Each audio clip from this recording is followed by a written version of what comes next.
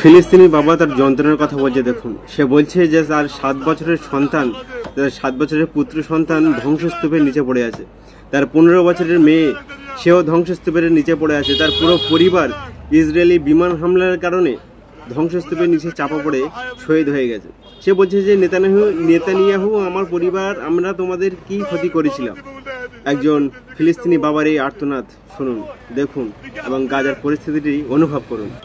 ابن الصغير 7 سنين تحت الردم، بنتي 15 سنة تحت الردم، كل عيلتي ماتت. ايش عملوا يا نتنياهو؟